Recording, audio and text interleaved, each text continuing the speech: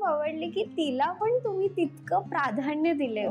आणि प्रेमाने जग जिंकता येतं. वा, पण तिचं किती महत्व आहे, ती किती ग्रेट आहे की ती ब्राह्मणाचं काम करते. प्रभाताईंनी पहिलंच पुस्तक लिहिलेलं होतं ती या नावाचं. ते कमीत कमी तुमच्या माध्यमातून आणखी 4 लोकांपर्यंत पोहोचेल याचा मला खूप आनंद आहे. की असं काय झालं आणि तुम्हाला त्या पुस्तकाबद्दल लिहावं असं वाटलं? आयुष्याचा हा प्रवास तुम्हाला कसा वाटतो? आपल्या पिंपळ पानावरती अवघे विश्व तरावे, या जगण्यावर या जन्मावर शतदा प्रेम करावे. हाय, हॅलो, नमस्कार. मी तुमची मैत्रीण शब्दाळू म्हणजेच रुपाली जाधव. आजच्या या नव्या एपिसोडमध्ये तुम्हा सर्वांचं मनापासून स्वागत करते. मंडळी, नुकताच आपण अगदी मनातलं पॉडकास्टचा एपिसोड लॉन्च केला. तुमचं भरभरून प्रतिसाद मिळाला त्याबद्दल खूप खूप आभार तुमचे. असंच एक अष्टपैलू व्यक्तिमत्व आजच्या या भागामध्ये मी तुमच्यासमोर घेऊन येते आणि त्या आहेत इंडियन बुक ऑफ रेकॉर्डच्या मानकरी, कोकण सन्मानच्या मानकरी, एक आई, एक शिक्षिका आणि एक सुपर वुमन म्हणून त्यांचं नाव असलेलं व्यक्तिमत्व म्हणजे प्रभात पाटील यांचं. नमस्कार आई. नमस्कार. अगदी मनातलं पॉडकास्टमध्ये तुमचं मनापासून स्वागत. थँक्यू. कसं वाटतं आज या पॉडकास्टमध्ये आल्यावर? माझ्यासाठी हे तर नवीन आहे सगळं, पण खूप आनंद होते. आनंद एवढ्यासाठी आहे की जे काय मी थोडंसं लिहिलंय, फार नाही लिहिलं, थोडंसं लिहिलंय, ते कमीत कमी तुमच्या माध्यमातून आणखीन 4 लोकांपर्यंत पोहोचेल याचा मला खूप आनंद आहे. मला तुम्हाला एक प्रश्न विचारायला खूप आवडेल. म्हणजे प्रभाताईंनी पहिलंच पुस्तक लिहिलेलं होतं ती या नावाचं. हा कथासंग्रह आहे आणि ह्याच्यामध्ये 16 वेगवेगळ्या कथा आहेत स्त्रियांचं वर्णन करणाऱ्या.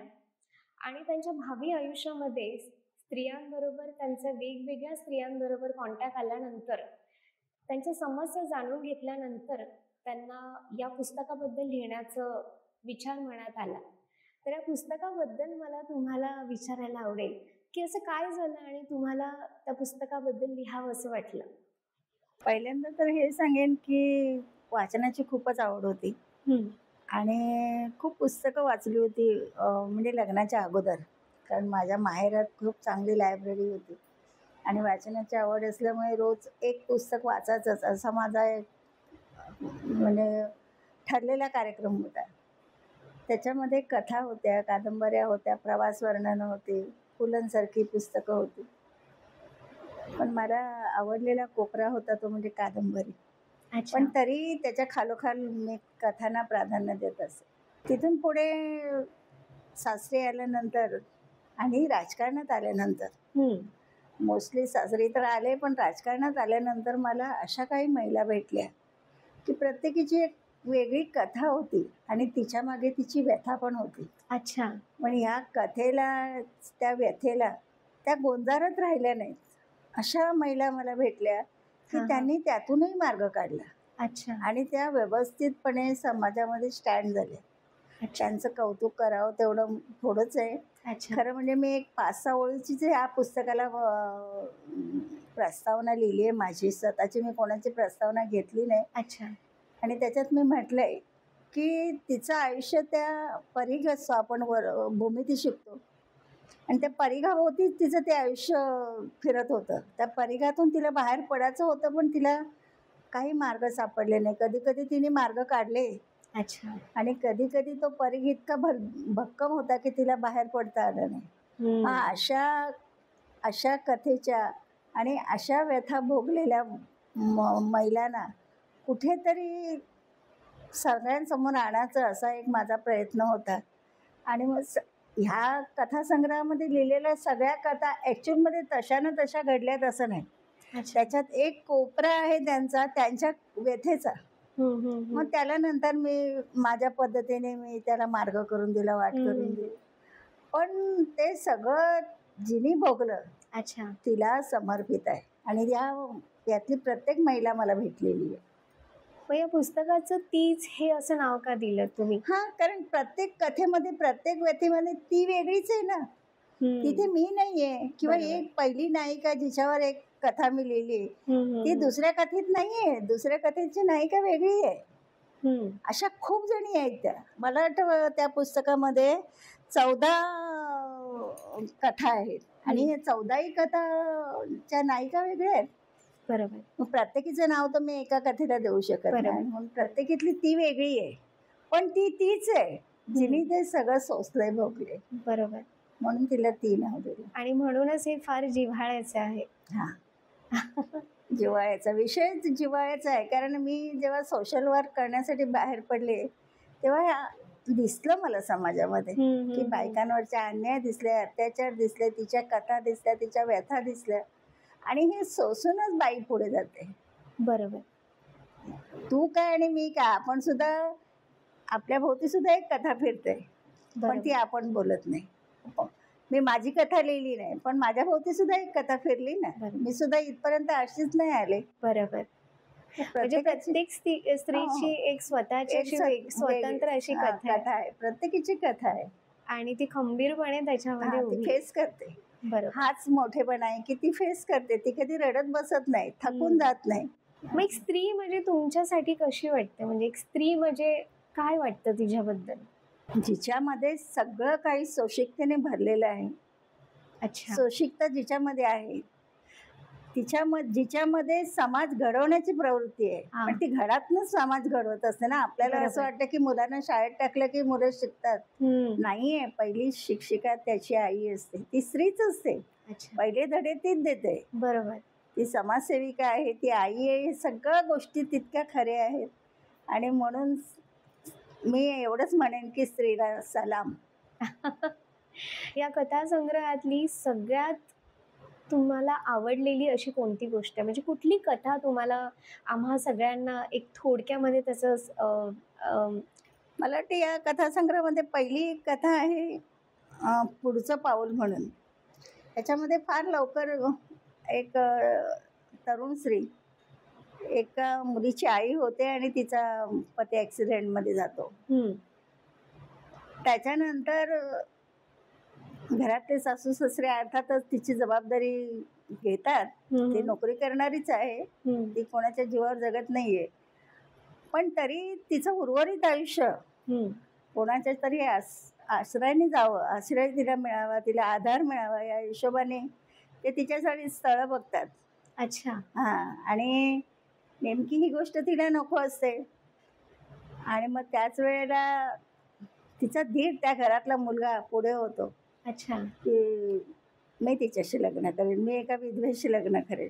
अच्छा. मला आवडेल. आणि घरातले त्याचे आई वडील सुद्धा त्याला सपोर्ट करतात आणि तिचं पुनर्वसन होतं, असंच म्हणूया आपण. तर ते पुढचं पाऊल आहे समाजामध्ये. ह्या गोष्टी घडणं हे खरं तर नव्याची सुरुवात आहे, नवीन पर्व आहे. बरोबर. म्हणून ते पुढचं पाऊल. म्हणजे आपण एक साचीबंद आयुष्य जगत असताना एखादा नवीन डिसिजन घेणं हे फार प्रवाहाच्या विरुद्ध जाणं होतं ना. हो, अगदी. प्रवाहाबरोबर सगळेच वाहतात, पण प्रवाहाच्या विरुद्ध जाणं त्या आईवडिलांसाठी खूप मोठी गोष्ट होती.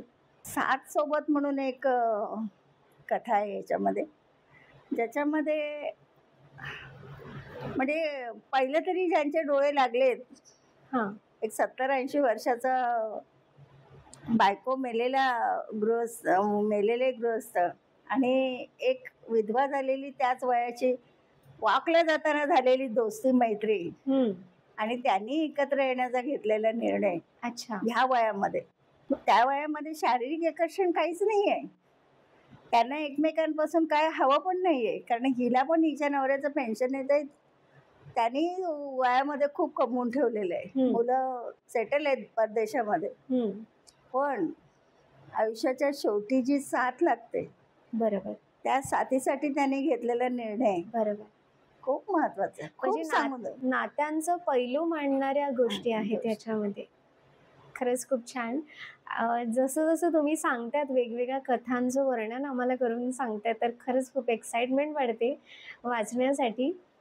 याचबरोबर तुमचं एक आणखीन एक पुस्तक निघालंय आगरी भाषेतील जी लोकगीतं आहेत त्यांच्याबद्दल.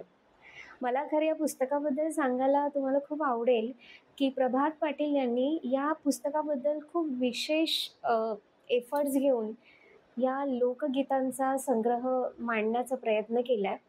आगरी भाषा आणि त्या आगरी भाषेतील लोकगीतं, दुर्मिळ लोकगीतं आजच्या पिढीसमोर मांडण्याचा यांनी खूप सुंदर प्रयास केलाय.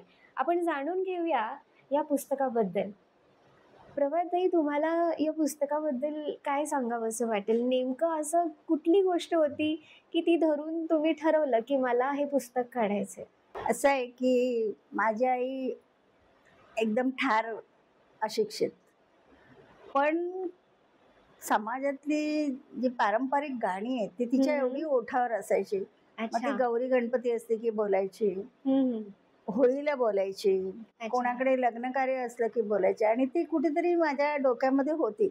आणि ती गाणी होती म्हणण्यापेक्षा त्यातल्या कल्पना आणि शब्द इतके खास होते.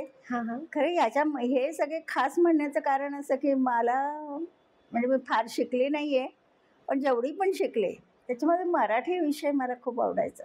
अच्छा. मग त्यातले लेखन असेल, त्यातलं कविता असतील, त्यातलं काव्य असेल, त्याच्याकडे माझा विशेष भर आहे. मग मला असं वाटायचं की अरे आपण खूप चांगले चांगले कवी बघितले, मोरोपंतांपासून सगळेच कवी आपण पाहिले आणि ऐकले, आणि त्यांच्या कविता ऐकल्या.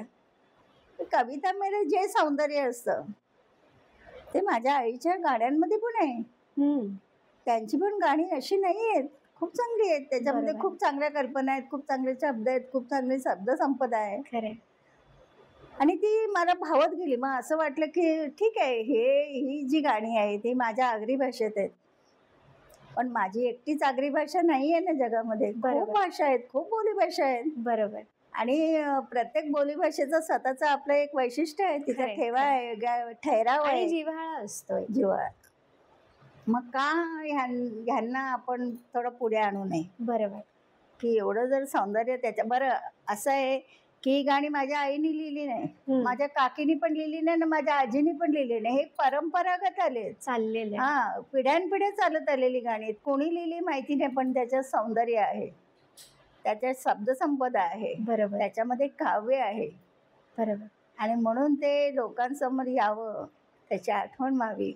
हल्ली बरेचसे रील्स बनवतात, त्याच्यामध्ये जेव्हा मी बघते की पारंपरिक गाण्यांचे वगैरे आगरी कोळींमध्ये, आगरी आणि कोळ्यांमध्ये खूप साम्य आहे. त्या असं वाटतं की ते लोक एक एक गाणं करून टाकतात, आपण संग्रह करावा. बरोबर. बरोबर. आणि म्हणून मला हे पुस्तक करावं असं वाटलं. ह्या पुस्तकाबरोबर ह्याच्यामध्ये शेवटचं वाक्य आहे की आगरी लोकगीतं आणि धवला. अच्छा. तर धवला शब्द, धवल म्हणजे पांढरं शुभ्र, बर. हो. बरोबर ना? हो. त्याला धवला असं एवढ्यासाठी म्हणतात की अगदी नितळ आहे, ते स्वच्छ आहे, सुरेख आहे, सुंदर आहे, त्याच्यात प्रतिबिंब दिसतं आपलं. कारण ह्या धवल्यामध्ये समाजातल्या सगळ्या चाली, रीती, परंपरा, रूढी आणि गाण्यातून व्यक्त केल्या, म्हणून तो धवला. अगदीच. या आगरी समाजामध्ये धवला बोलणाऱ्या बायका आहेत, पुरुष नाही. अच्छा. सगळ्या बायका आहेत. आणि ह्या बायका आपल्याकडे जनरली पद्धत आहे महाराष्ट्रामध्ये किंवा कुठेही लग्न कार्य असतं की ब्राह्मणाकडून सगळं काही करून घेतात. हा. लग्न लावायला आमच्याकडे ब्राह्मण असतो, पूजापाठ करायला आम्हालाही ब्राह्मण लागतो, परंतु लग्नाचे जे विधी होतात आगरी लोकांमध्ये ते सगळं ही जी धवलारी असते ना, जी धवला गाते ती धवलारी. अच्छा. तर त्या बाईच्या हस्ते सगळं केलं जातं. वा. म्हणजे ती एक प्रकारची, जसा पुरुष पौरोहित्य करतो तसं ती सगळं पौरोहित्य करत असते. तर आगरी समाजामध्ये तिला एवढा हे आहे, किंमत आहे, मान आहे. आणि ती पूर्वी कसं होतं, वाहतुकीची साधनं कमी होती, मग ह्या जाऊन ह्या गाणाऱ्या बायका 2-2 दिवस त्या लग्न घरी राहत असत, त्यांची सोय करत असत, त्यांना बिदागी पण मिळायची त्याची. अच्छा. पण इतकं ह्यांचं महत्व आहे. आणि ही बाई नसेल तर आमच्याकडे कार्यक्रम सुना. अच्छा. म्हणजे त्यांच्याशिवाय होत नाही, इतकं तिचं महत्व आहे. आणि ह्याच्यामध्ये ही बाई गाणी गाते, त्या विधीचं ती गाणं गाते, आणि तिच्या गाण्यावर सगळे विधी होत असतात. अच्छा. म्हणजे तळण असेल, मळण असेल, दळणं असेल, कांडण असेल, सगळं काही तिच्या त्या गाण्यावर होत असतं. अच्छा, म्हणजे एक संस्कृतीचा एक दुसरा आरसा आपण म्हणू शकतो ही लोकगीतं. मग लोकगीतं आणि म्हणजे बोलीभाषा आणि प्रमाण भाषा याच्याबद्दल तुम्हाला काय वाटतं आणि जिव्हाळ्याची अशी कोणती भाषा आहे? प्रमाण भाषा जी आता मी बोलते तुझ्याशी आणि तू बोलतेस माझ्याशी, ही प्रमाण भाषा, मराठी प्रमाण भाषा. बरं. पण ह्या ज्या लोकभाषा म्हणजे ज्याला आपण हे म्हणतो बोलीभाषा, चिचेच की आया बहिणी, मावशा, काक्या, अख्ख्या महाराष्ट्रामध्ये अशा खूप मावशा आहेत, कुठे आते आहेत, कुठे बहिणी आहेत. बोलीभाषेमधून प्रमाण भाषेचा उगमच बोलीभाषातनं झाला. त्याच्यामुळे प्रमाण भाषेचं जितकं महत्व आहे तर बोलीभाषेचं महत्व पण कमी होत नाही. कधी कधी माणूस बोलीभाषा बोलायला लाजतो, कारण ती थोडी गावंढळासारखी असते ना. ती कुठची असो, ती आगरी असो, कोळी असो, वराडातली वराडी असो किंवा खानदेशातली खानदेशी असो, ती ऐकायला गावंढळासारखी वाटते. ती बोलणारा माणूस, तिला ती भाषा जो बोलतो त्याला कमी लेखलं जातं, अरे ही काय भाषा बोलतो. नाही, पण मला असं वाटतं की आपल्या गोतावळ्यामध्ये गेल्यावर ना आपण आपली बोलीभाषा बोलतोच.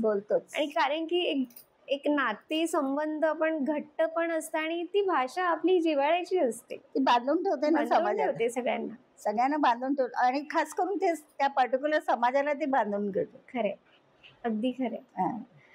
मग या लोकगीतांचा जो संग्रह तुम्ही आमच्यासमोर मांडलाय, त्याच्यातलं काही तुमची आवडती गीतं आम्हाला बोलून दाखवाल का? मी उदाहरण म्हणून सांगते. आता हे धवल्यातलं तुला सांगायचं झालं, हा धवला फार याच्याविषयी बोलला गेला तर खूप आहे, पण तुला थोडंसं महत्वाचं असं सांगते की ह्याच्यामध्ये म्हणजे जो माझ्या माहेरचा धवला आहे, मी 2 प्रकारच्या धवल्याचं हे केलंय, संग्रह केलाय.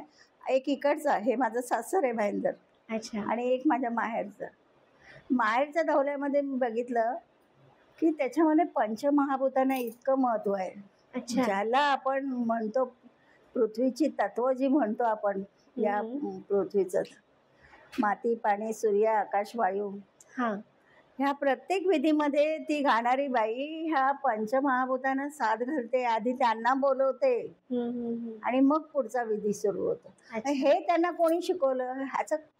ह्याचा आपण विचारच करू शकतो फक्त. हे तिला कोणी सांगितलं? आज आपण म्हणतो की हे शरीर पंचमहाभूताने बनलेलं आहे, ही पृथ्वी पंचमहाभूताने, तिला कोणी सांगितलं?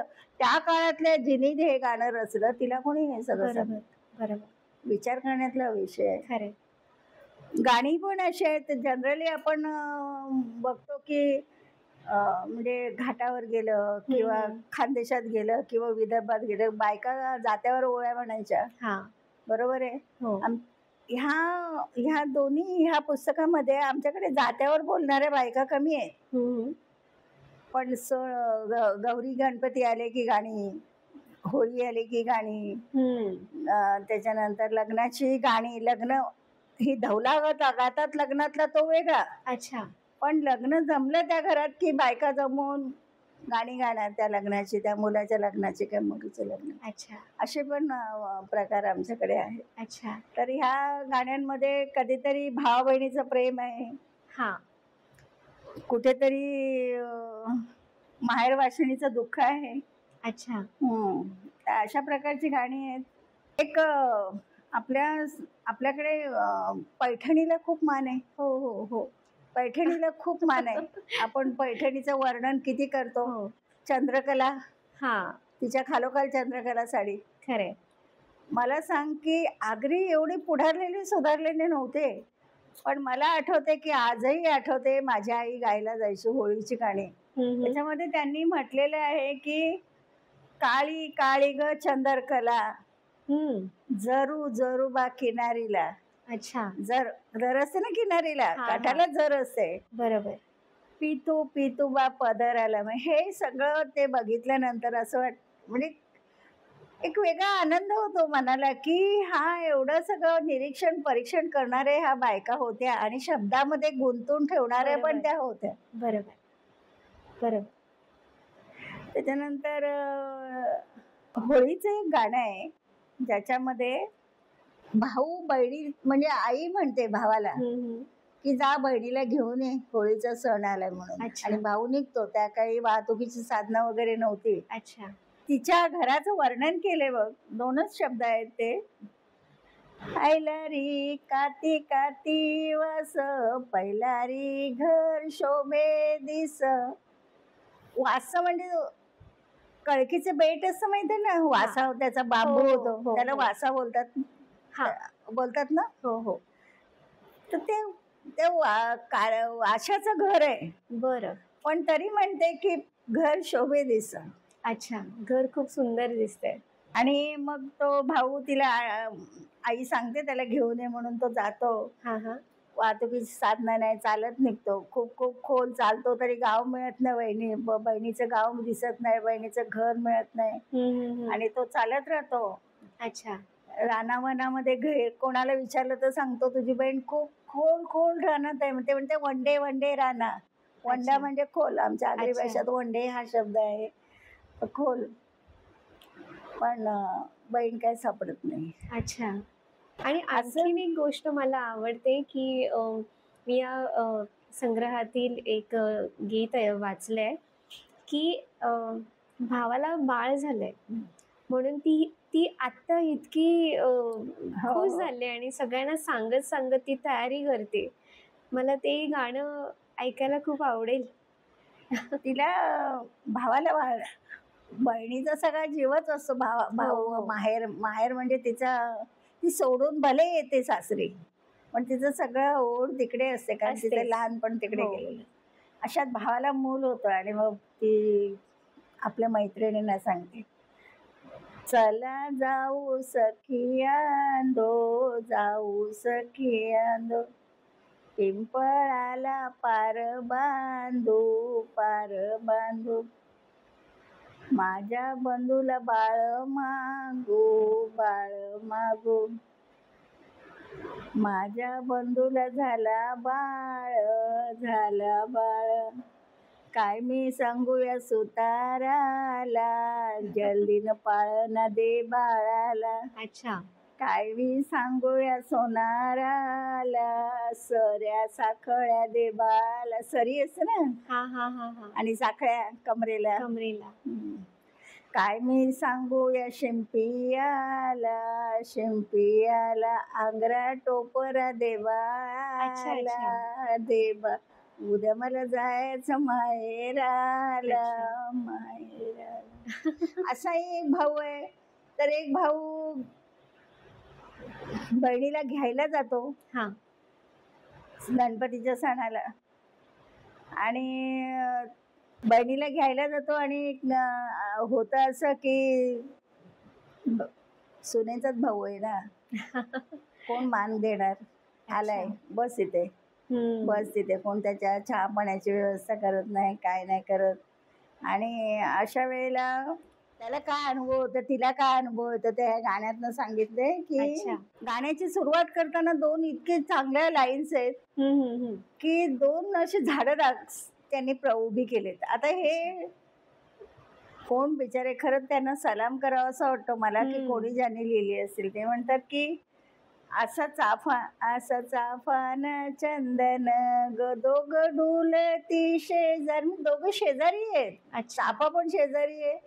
आणि मग मोठे होतात आणि मग त्यांना विकायला बाजारात. दोघं मांडील बाजारी ग, चाफा गेला उर. त्याची किंमत कमी ना चाफ्याची. चाफा गेला उरी ग, चंदनाला मोल भारी ग. कोण घेणार, त्याचं मोलच भारी. म्हणजे त्यांनी दोघांमध्ये तुलना केली. तसं तिच्या भावाचं झालंय. तिचा भाऊ जातो जेव्हा माहेराला, तेव्हा त्याला बाहेर बसवलं जातं, त्याला कोणी विचारत नाही असं झालंय. आणि मग भाऊ पण काही कमी नाहीये. भाऊ पण अगदी घोड्यावर वगैरे बसून बहिणीकडे गेलाय. शेवट केलाय त्याने. भाऊ पण किती संस्कारी आहे बघ.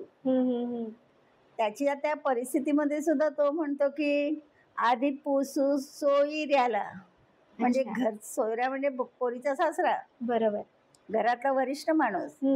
आधी पुसू सोयऱ्याला, मागून पुसू मेवण्याला.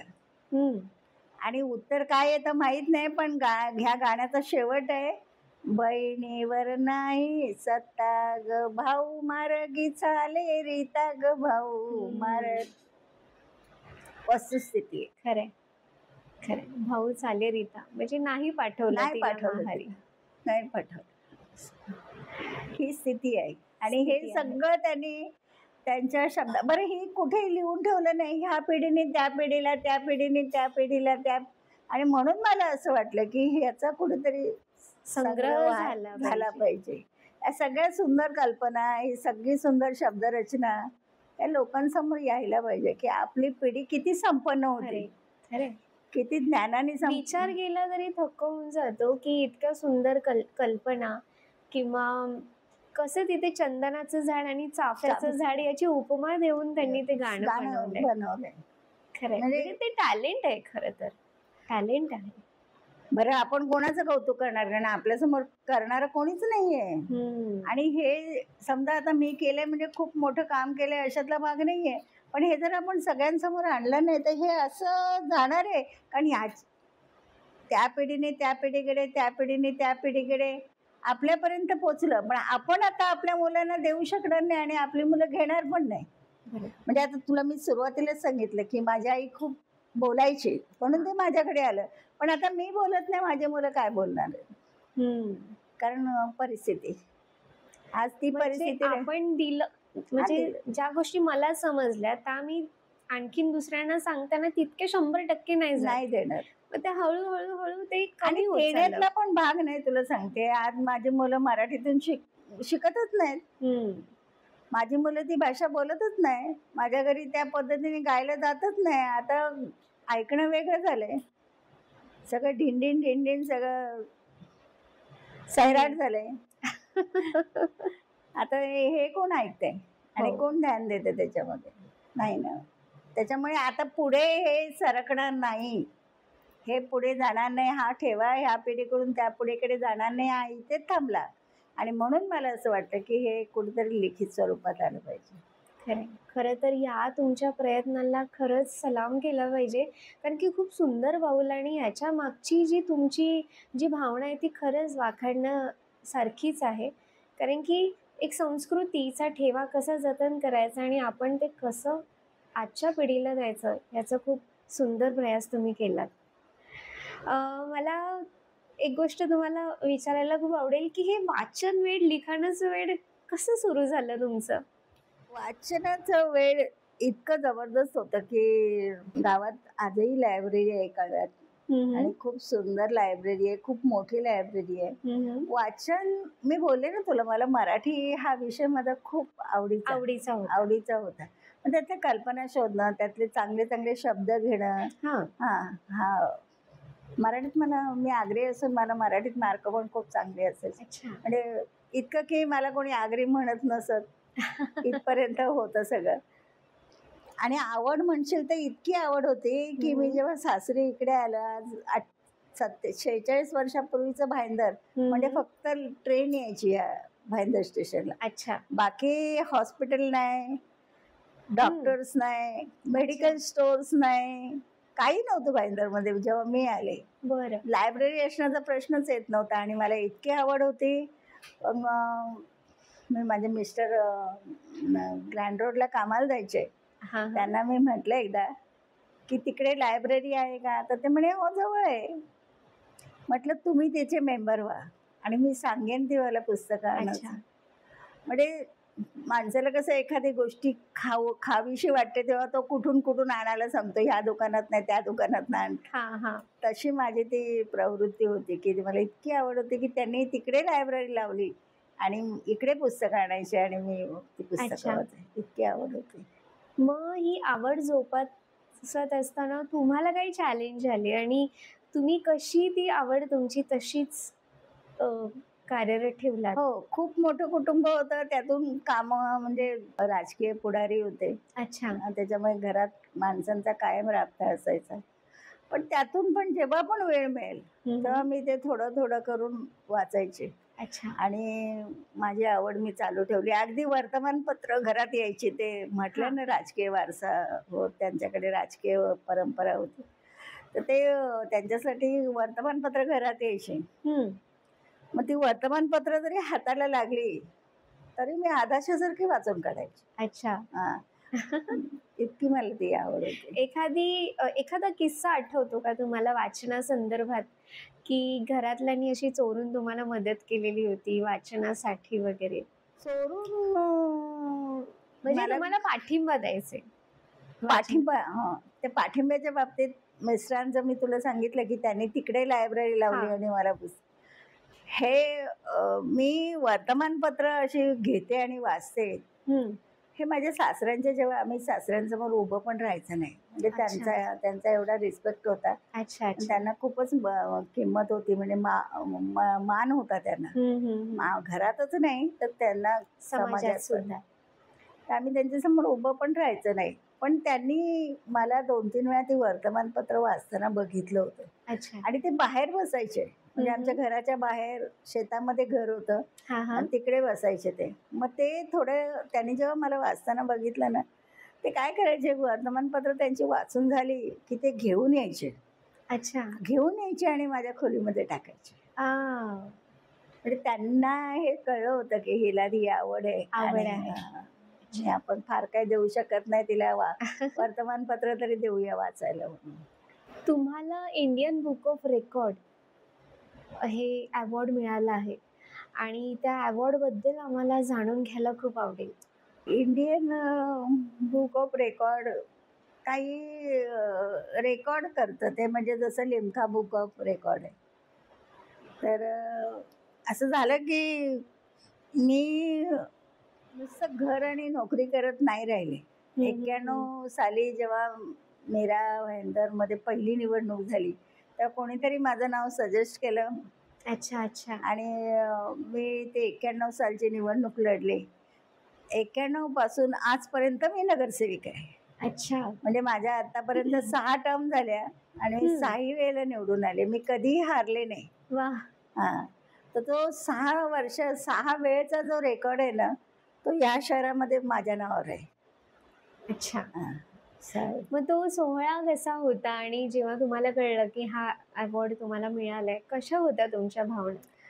खूप, म्हणजे मला त्यातलं काही विशेष वाटलं नाही. याचं कारण सांगते, म्हणजे मी त्या गोष्टीला भाव देत नाही अशातला भाग नाही, पण आता विजयाची इतकी सवय झाली आहे ना. ठीक आहे, मी म्हटलं की चला आपल्या नावावर एक रेकॉर्ड तर आला, एवढं त्याच्या पलीकडे मला फार वाटलं नाही. पण मला जरी नाही वाटलं तरी माझ्या घरच्या कुटुंबियांनी तो खूप सेलिब्रेट केलं. अच्छा. त्यांच्यासाठी खूप मोठा सोहळा होता तो, की आपली आई या फील्डमध्ये. अर्थातच प्रत्येकाला त्याचा अभिमान असतो. आम्हाला पण तुमचा अभिमान आहे. खरं तर मला खूप आनंद होतोय की आज मी तुमच्या समोर बसले आणि तुमच्याशी खूप छान गप्पा मारते. एक आई म्हणून, एक समाज सुधारक म्हणून आणि एक स्त्री म्हणून आयुष्य जगत असताना अशा कुठल्या चॅलेंजिंग गोष्टी तुमच्या आयुष्यात आल्यात आणि त्यांना फेस करून तुम्ही स्वतःचं अस्तित्व खंबीरपणे तसंच ठेवलं आहे? चॅलेंजेस खूप होते आयुष्यामध्ये. सुरुवात अशी होती की मी ठाण्यासारख्या शहरातनं आलेले, जी आगरी भाषेविषयी आपण बोलतो, ती माझ्या गावची आगरी आणि इथली आगरी याच्यामध्ये खूप फरक होता. अच्छा. तर पहिल्यांदा तर मला फेस करायला गेलं की इथे पाण्याचा, मीरा भाईंदर पहिल्यापासून पाण्याचा दुर्भिक्ष आहे. आज जे फाटक आहे तिथून डोक्यावरनं पाणी भरावं लागलं. मी सगळं केलं. मी तुला आजही सांगते, मी शेतात गेले, मी आवणी केली, लावणी केली, कापणी केली, सगळं केलंय. वा. घरात गाई गुरं होती. अच्छा. आणि गाई गुरांचं शेण गोठा सगळं करावं लागतं. सगळं केलं मी. अच्छा. सगळी चॅलेंजेस केली आणि मी कशाला मागे पडले नाही. या गोष्टी एवढ्यासाठी सांगते मी, म्हणून तुला म्हटलं की स्त्रीला सलाम असतो ना, तर माझा मी सलाम नाही करत. प्रत्येक स्त्री ती गोष्टीला माघारी येत नाही. बरोबर. शाळा, म्हणजे मी डीएड होऊन आले नव्हते इथे. अच्छा. डीएड मला केलं मी इथे. अच्छा. वसई कॉलेजला भाईंदरहून अपडाऊन करून मी डीएड केलं. अच्छा. ते पण माझ्यासाठी चॅलेंजेस चॅलेंजेस होतं. होतं. तेव्हा 2 मुलांची मी आई होते आणि 3रं मूल माझ्या पोटात होतं. अच्छा. तर ते सुद्धा माझ्यासाठी मी त्या डीएडच्या संदर्भात तुला एक उदाहरण दे की माझे पाठ लागले होते. प्रॅक्टिकल असतात ना डीएड मध्ये, अच्छा. आपण कसं शिकवतो आणि त्याला मार्क देतात. माझे पाठ लागलेले वसईच्या शाळांमध्ये आणि त्या दिवशी नेमके भाईंदरच्या पुढे गाड्या जात नव्हत्या. ओ. आणि मला गेलंच पाहिजे होतं, नाही तर माझं प्रॅक्टिकल बुडेल. हा हा. माझ्या मिस्टरांनी कधी भाईंदरचा पूल चालला नाही, पण मी पूल चालून गेले. बापरे. मी पूल चालत गेले. हो. ही चॅलेंजेस आयुष्य. हा मी चालले. तुमचं पॅशन होतं ना ते. आणि शाळेत नोकरी करणं हे सुद्धा माझ्यासाठी चॅलेंज होतं. तिथे तर शाळेमध्ये लागण्यापासून मला विरोध होता. अच्छा. गावातले काही असे होते बहादूर, जे संस्थेवर होते काम करत. घरातनं विरोध होता, घरच्या सुनेने नोकरी करायची नाही म्हणून. अच्छा. तिथे सुद्धा मी माझ्या खंबीरपणे उभे राहिले. पण ह्या खंबीरपणाला एक सपोर्ट होता. माझ्या मिस्टरांनी मला कायम सहकार्य केलं. अगदी लायब्ररी पासून ते वाचनापर्यंत. तर मला गाण्यांची खूप आवड आहे. खूप गाण्यांचा संग्रह माझ्याकडे होता आणि तेवढं ते करून आणायचे मुंबईहून. तेवढ्या कॅसेट भरून भरून गाणे आणायचे. मी या प्रश्नावर आता येणारच होते. ते तुझा प्रश्न विचारतो त्याच्याबद्दल नाही म्हणत मी, पण चॅलेंजेस मला सगळीकडे होते. त्याच्यानंतर निवडणूक आली. निवडणुकीला माझं नाव कोणीतरी डिक्लेअर केलं. माझा एक भाऊ, चुलत भाऊ राजकारणात आहे, त्यांनी माझं नाव प्रपोज केलं, पण त्याला अख्ख्या मीरा भाईंदरने विरोध केला. पण तो भाऊ पाठीराखा म्हणून माझ्या मागे उभं राहिला. अच्छा. आणि त्याच्या सहकार्याने मी आजपर्यंत इथे स्टँड आहे. अशी खूप चॅलेंजेस आली. निवडणुकीत आली, नोकरीत आली, शिक्षणात आली. प्रत्येक चॅलेंज मी पार केलं. खूप छान. मला स्वतःला कधी मागे वळून बघताना असं वाटतं की अरे आपण हे सगळं कसं केलं. पण माझं मलाच कधी कधी खरं कधी कधी वाटतं नाही एनर्जी आली कुठून असं वाटतं ना. खरंच तुम्ही तो पूल चालत गेलात आणि तुम्ही प्रेग्नंट पण होतात अभ्यासक्रमाच्या वेळेला. खरे. असं बोललं जातं की एका सक्सेसफुल पुरुषाच्या मागे त्याच्या स्त्रीचा हात असतो, पण एका स्त्रीच्या मागे तिच्या नवऱ्याचा पण हात असतो. काय सांगाल या नात्याबद्दल? मी आताच बोलले ना तुला की त्यांनी माझ्या सगळ्या आवडी जोपासल्या. मी जे सांगितलं ते जेव्हा नोकरी करण्याला विरोध होता तेव्हा त्यांनी कधी विरोध केला नाही. तुला करायचंय ना कर. पण माझ्यासाठी ते भांडायला झगडायला शाळेमध्ये आले नाही किंवा राजकारणामध्ये पण मला जे पाठबळ होतं ना, सगळ्यात महत्वाचं पाठबळ असतं की माझ्या मागे कोणीतरी आहे, कोणीतरी मला सपोर्ट करतंय, कोणीतरी मला साथ देतंय. आणि खरं तर नवरा हा आपल्याकडे वापरला जाणारा शब्द आहे, पण तो खरं तर सोबतीच असतो. तो साथ देतो आपल्याला, सोबत देतो. त्याला नवरा बोलू नये, त्याला सोबत. मला काय वाटतं आता तुम्ही जे म्हणालात ना की मला त्यांनी साथ दिली पण माझे प्रॉब्लेम मी फेस केले, ह्याचा दुसरा एक अर्थ पण असा निघतो की तुझे चॅलेंजेस तुझे हे करायचे. असं झालेलं. त्याचा पण किस्सा तुला सांगते. राजकारणामध्ये मला खूप गुंडाळायचा प्रयत्न करायचे. मी नवीन होते, माझ्यासाठी राजकारण नव्याने होतं. आणि मग एखादा शहाणा येऊन मला सांगायचं तू अशी बोल, खरं तर ते तुम्हाला चुकीचा सल्ला द्यायचा. दुसरा येऊन मला सांगायचं तू असं पत्र दे. अच्छा. म्हणजे गुंडाळण्याचा, मला अडकवण्याचा प्रयत्न व्हायचा. शिक्षक असल्यामुळे काही गोष्टी घरी आले ना की माझ्या लक्षात आलं, अरे त्यांनी मला असं सांगितलं पण त्याच्यात तर मला हा धोका दिसतो. रोज येऊन यांना सांगायचे, आज ना असं झालं, आज ना तसं झालं, आज त्यांनी मला हे बोललं, आज त्यांनी मला हे करायला लावलं. ऐकून घेतलं बऱ्याच दिवस. आणि एक दिवशी मला म्हणाले, बघ तुला जमत नाही ना, सोडून दे. तुझंही डोकं खाऊ नको ना, माझंही खाऊ नको. सोडून दे, तुला नाही जमत. मग मात्र मी विचार केला, सोडणार नाही. आपले डिसिजन आपल्याला सोडणार नाही. मी त्यांच्याशी फाईट करेन. अगदी. आणि डिसिजन घेतला नाही त्याच्यानंतर त्यांना मी सांगितलं नाही कधी माझे प्रॉब्लेम मी सॉल्व्ह केले आणि एवढे असे सॉल्व्ह केले की आज 30 वर्ष आपले पाय रोवून उभी आहे. खरंच खूप सुंदर. बरं, हा झाला तुमचा प्रोफेशनचा भाग, राजकीय गोष्टीतला भाग. मला एक गोष्ट तुम्हाला विचारायला आवडेल की साहित्य वाचन नक्की तुम्हाला काय देऊन गेलं? विचार करण्याची क्षमता. खूप विचार करायचे मी. असे प्रसंग पाहिले किंवा ऐकले किंवा वाचले की असं वाटायचं की हे पण होतंय, असंही घडतंय, अच्छा. याच्यावर हे उतारे आहेत. ते वाचन म्हणजे मी कथा आणि कादंबऱ्या वाचल्या असं नाही, प्रवास वर्णनं वाचली, पुलंसारखी अशी खुसखुशीत कॉमेडीची पुस्तकं पण वाचली, त्यांची बटाट्याची चाळ वगैरे. या सगळ्या गोष्टी आनंद तर देऊन गेल्या आणि जगण्याचा एक भावार्थ कळला की या पद्धतीने जगणं. तुमची आवडती कादंबरी अशी कोणती आहे? आवडता लेखक, आवडती कादंबरी? कादंबरी म्हणशील ना तर मला मृत्युंजय खूप आवडते. हा, अच्छा. आणि लेखक माझे खूप आहेत, म्हणजे जसे शिवाजी सावंत आहेत, योगिनी जोगळेकर आहेत, त्याच्यानंतर फडके पण मला खूप आवडायचे. अच्छा. त्याच्या वपू काळे मला खूप आवडतात. त्याच्यानंतर सुमती क्षेत्रमाडेंच्या कादंबऱ्या मला खूप आवडतात. सुमती क्षेत्रमाडे. अच्छा, म्हणजे कादंबरी आणि कथा तुम्हाला खूप आवडतात. लहानपणी असं विचार केलेला मी लिहीन वगैरे, असं कधी वाटलंय ना? एक लहानपणी जिल्हा परिषदच्या शाळेत शिकलो. हा. नंतर हायस्कूलला ठाण्याला गेले, तो भाग वेगळा. पण वर्गात हुशार होते. अच्छा.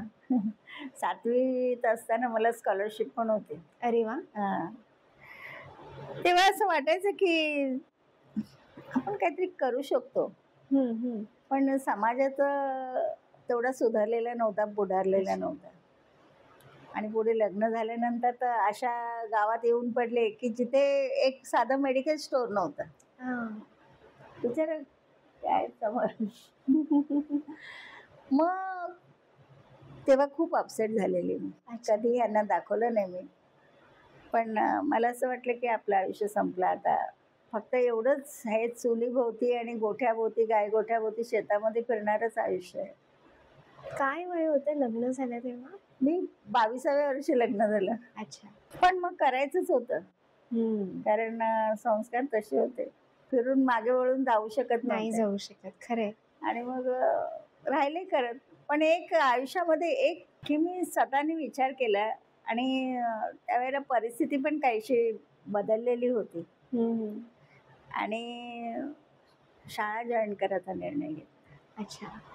आणि शाळेनंतर माझं सगळं आयुष्य बदलत गेलं. मग राजकारण वगैरे त्याच्यानंतर, डीएड वगैरे सगळं त्याच्यानंतर आलं. अच्छा, बरं. पण असं म्हणतात ना की संधी एकदा दरवाजा ठोठावते, त्याचा आपण फायदा नाही घेतला. बरोबर. म्हणजे ते मी शाळा जॉईन करत नाही ना, तर माझ्याकडे हे सगळं येत नाही. खरंय.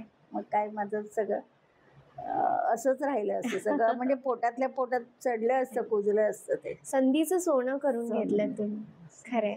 लिखाणाला कधी तुम्ही सुरुवात केली? म्हणजे पहिलं लिखाण जेव्हा केलं तेव्हा सगळ्यात आधी कोणाला कळालं आणि कसा होता प्रतिसाद घरातून? म्हणजे माझी पहिली ओळख नगरमोहनची आपली वास्तू आहे ना, तिच्या उद्घाटनाला रामदास आठवले आलेले. अच्छा. आणि तेव्हा मी महिला बालकल्याण सभापती होते, तर मला प्रस्तावना करायचं काम दिलं होतं की या कार्यक्रमाचं प्रास्ताविक करा. मी केलं म्हणजे माझ्या पद्धतीने प्रस्ताव. कार्यक्रम जेव्हा संपला ना, तर म्हणजे मी ते भाईंदरशी एवढी परिचित नव्हते ना, माझे निवडून येण्याची पण ती पहिलीच वेळ होते. पण मी खाली जेव्हा उतरले ना डायसवर, नंतर माझ्याभोवती काही पत्रकार गोळा झाले. अच्छा. आणि त्यातले एक पत्रकार सध्या आपल्या दूरदर्शनला आहेत, मिलिंद लिमे. मला विचारलं गेलं, तुम्ही आग्री आहेत? अच्छा. तर मी म्हटलं हां, आग्री आहे. बाहेरनं आग्री आहेत की ओरिजिनल आगरी आहेत. म्हटलं मी माहेर पण आगरी आहे आणि सासरची पण आगरी आहे. आणि सुंदर बोललात, भाषा खूप छान होती आणि वाटलं नाही की आगरी माणूस बोलतोय असं. मग त्याच्यानंतर ते मला एखादं सदर चालू झालं ना की फोन करायचे अच्छा.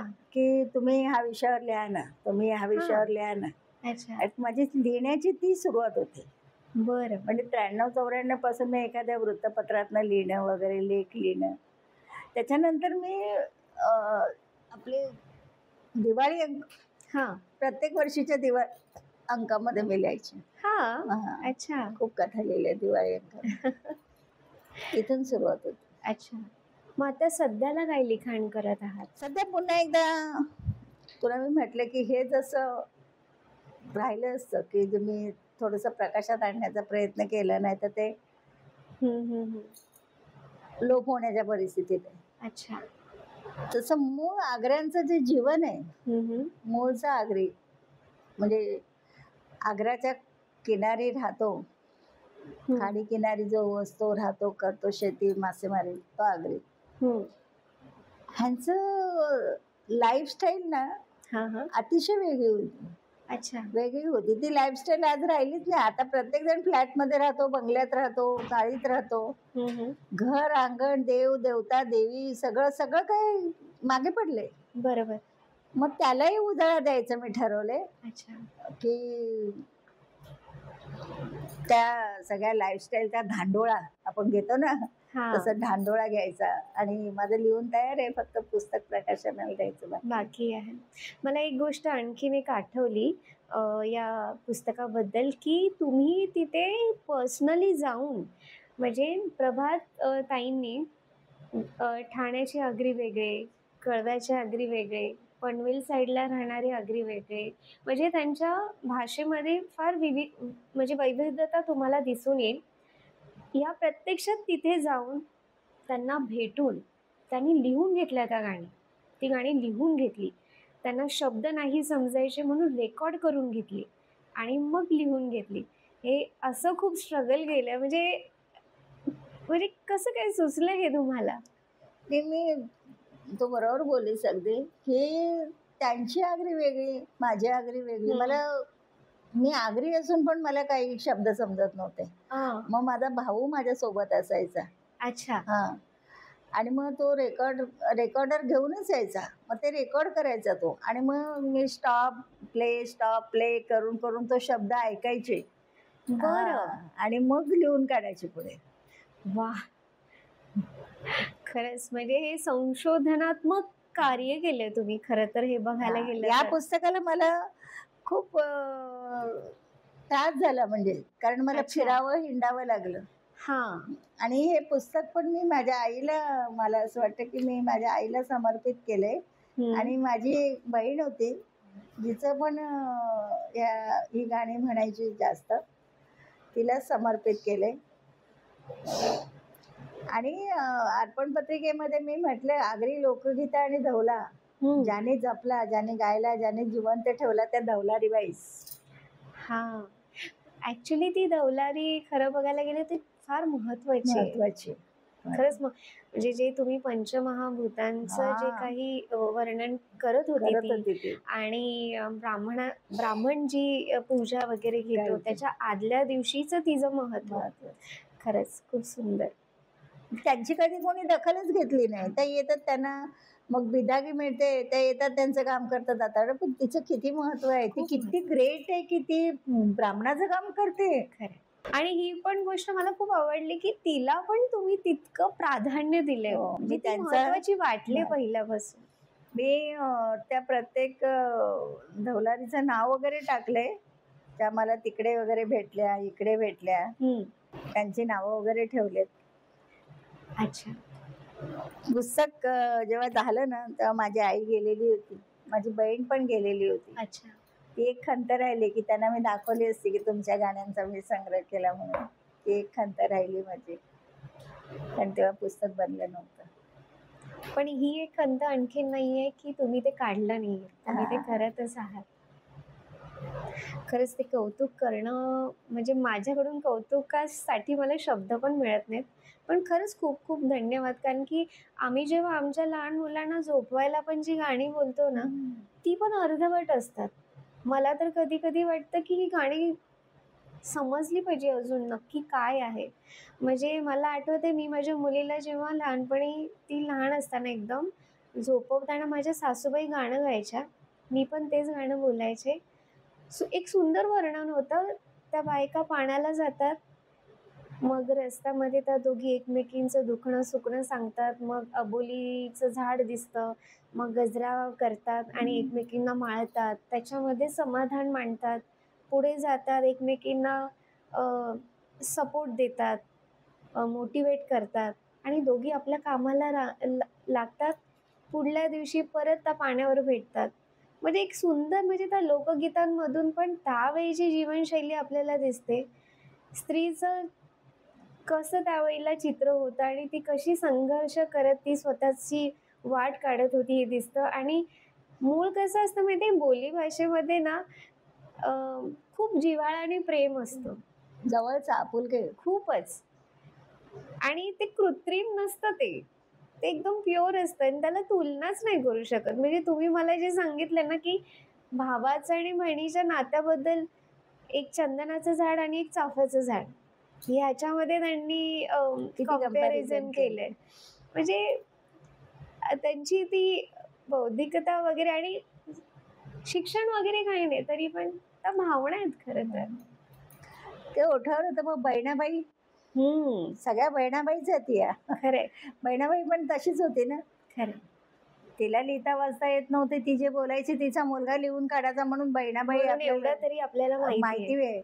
अशी किती गाणी तिची हवेत विरली असतील. खरंय, ह्या पण सगळ्या बहिणाबाईच आहेत ना. खरंय, अगदी खरंय. म्हणजे एक गाणं आहे की दारीचा पिंपळ झुळझुळ हाले, त्याच्या खाली माझी चिमणी ग खेळे. खेळता रांगता पाहिली बाबांनी, लेक माझी सोनियाची परी, लेक माझी मोगऱ्याची कळी. आणि म्हणजे तिचं आता लग्न जमतंय, हळद लागतेय आणि त्या हळदीला ते गाणं बोललं जातंय की बाबांना ती असं अंगणामध्ये खेळताना, पिंपळाच्या झाडाखाली झोक्यावर खेळताना बाबांना काय वाटायचं. म्हणजे किती सुंदर वर्णनं केली गेलेली आहेत या बोली म्हणजे तू ज्या पद्धतीचं बोलते ना, हां, हां. त्या पद्धतीचं आमच्याकडे एक गाणं आहे बघ. दूधू माये गो दूधू माये, म्हणजे बाई ग दूध. त्या दुधाला अनुसरून म्हटलंय. दूध म्हणजे दूध ग बाई दूध, तसं आगरी भाषेत दूधू माये ग दूधू माये. हां. साखरे इराजला दूधू.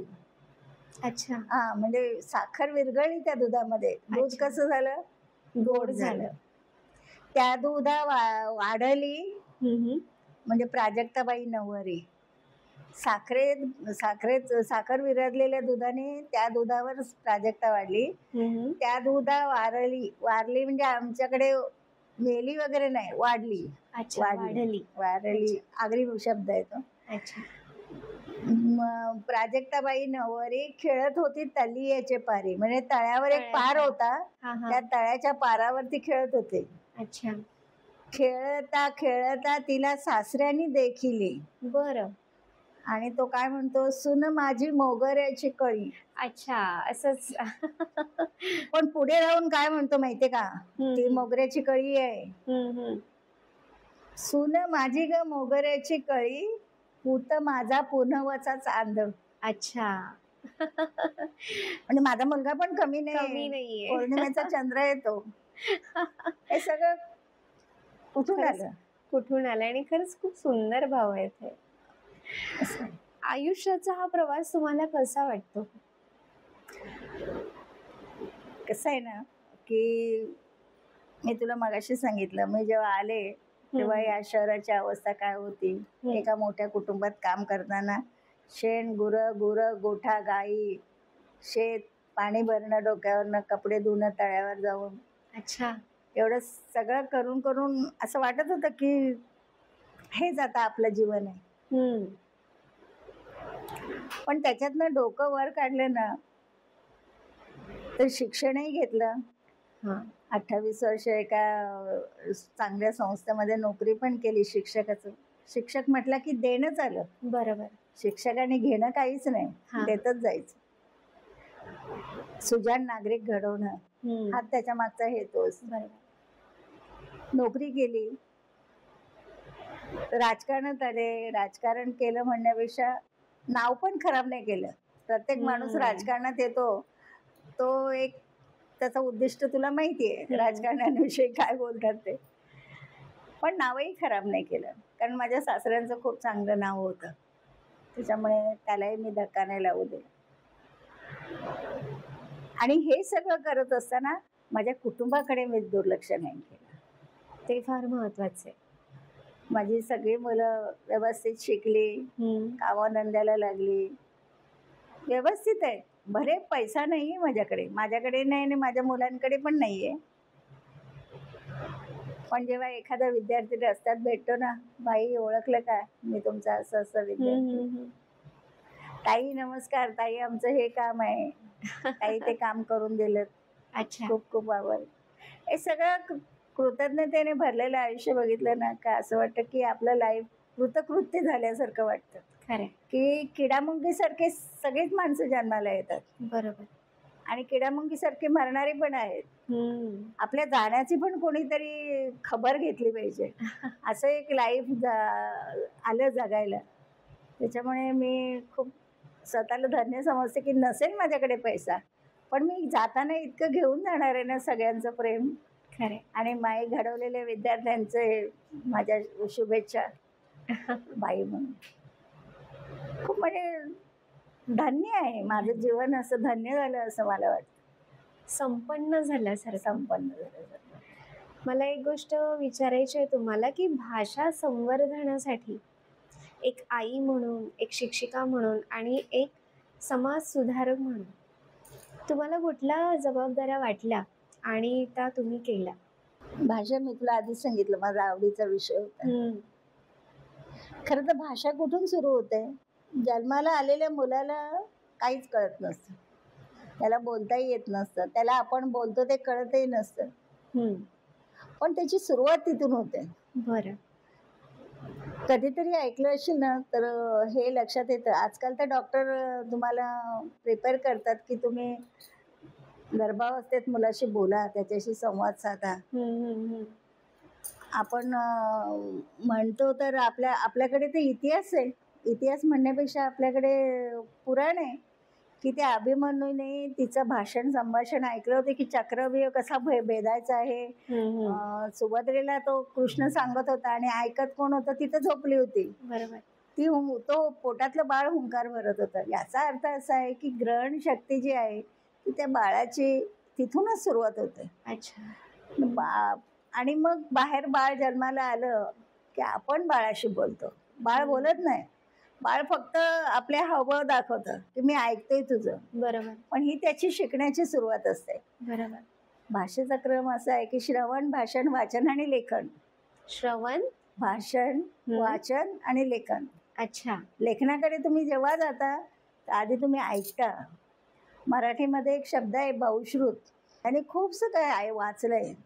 तोच माणूस एक चांगला वक्ता, चांगला लेखक होऊ शकतो. म्हणून वाचनानंतर लेखन आहे. अच्छा. जेव्हा तुम्हाला वाचता येतं त्याच्यानंतरच तुम्ही लेखक बनू शकता. तर हा भाषेचा क्रम आहे आणि ह्या भाषेच्या क्रमानुसार तुम्ही जर गेलात पुढे पुढे तर तुमची डेव्हलपमेंट म्हणजे भाषेची डेव्हलपमेंट खूप चांगली होते. अच्छा. आणि परिपूर्ण होते आणि मग तुम्ही त्यासाठी समृद्ध होत राहता. पुढील म्हणजे भविष्यात तुम्हाला काय करायला आवडेल? आता तसं पाहिलं तर मी मगाशीच म्हटलं की कृतकृत्य झाल्यासारखं आहे, पण अजून काम करण्याची इच्छा आहे.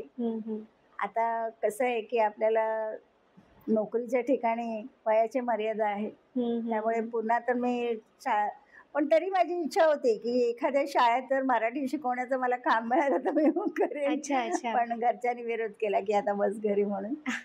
इतकी आवड होती आणि सवड पण काढायची माझी तयारी आहे. मी सवड आणि तिची सवड बरोबर काढते. हो बरोबर काढते. मी सांगते ना, एवढ्या सगळ्या भागदौडीमध्ये माझ्या मुलांना मी कधी उपाशी ठेवलं नाही की बाहेरचं खाऊ दिलं नाही. मी कधी कुठे कधी जायचं आहे त्याचा विचार विनियोग करून माझा स्वयंपाक तयार असायचा, मुलांची तयारी सुरू आणि मग मी घराच्या बाहेर पडले. ते बायकांना त्यांचं टाइम टेबल वेळापत्रक पाळावं हा, लागतं. पण आवड हवी, हो, त्याशिवाय सवड नाही निघत. खरे खरे. आवड हवी, करायची इच्छा हवी. अशी कोणती गोष्ट तुम्हाला वाटते की तुम्हाला स्वतःमध्ये त्याबद्दल चेंज करावं लागेल? स्वतःबद्दलची कोणती गोष्ट तुम्हाला बदलावीशी वाटते? एक आहे की मी ना पटकन कोणावर विश्वास ठेवते. खूप विश्वास ठेवते. म्हणजे असं माझ्याशी थोडंसं कोणी गोड बोललं ना की मला असं वाटतं हा माझा माणूस आहे. अच्छा. आणि ज्या फील्डमध्ये सध्या मी काम करते राजकारणामध्ये ह्या गोष्टीला पहिला राजकारणात कधीच कोण कोणाचं नसतं. सतर्कतेने राहावं लागतं. सतर्क राहावं लागतं.